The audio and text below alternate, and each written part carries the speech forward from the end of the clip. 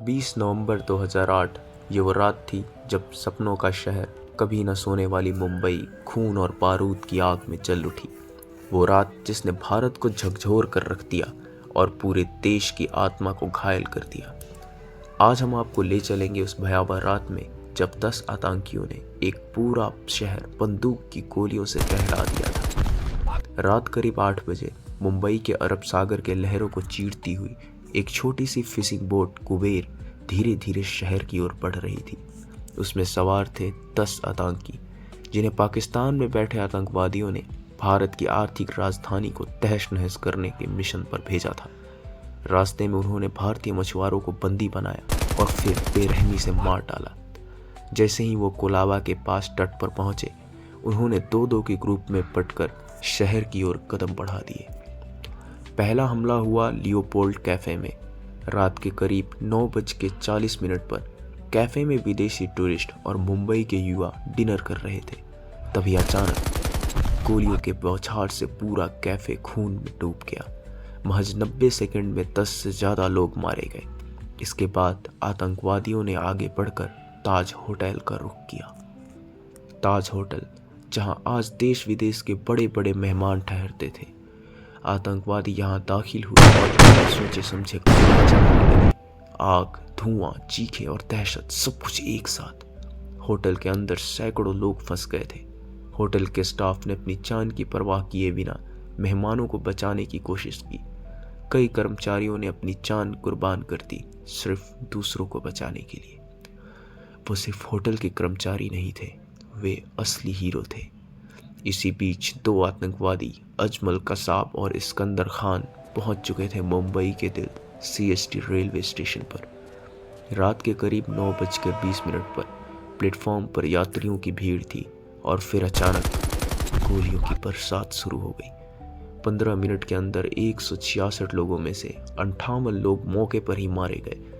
Police पहुंचती इससे पहले आतंकवादियों ने स्टेशन को युद्ध भूमि में बदल दिया।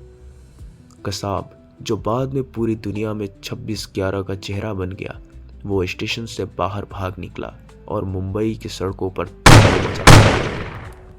स्टेशन से भागते हुए कसाब और उसके साथी पहुंचे कमा हॉस्पिटल के पास। वहीं पर उन्होंने 3 पुलिसकर्मियों को गोली मार दी।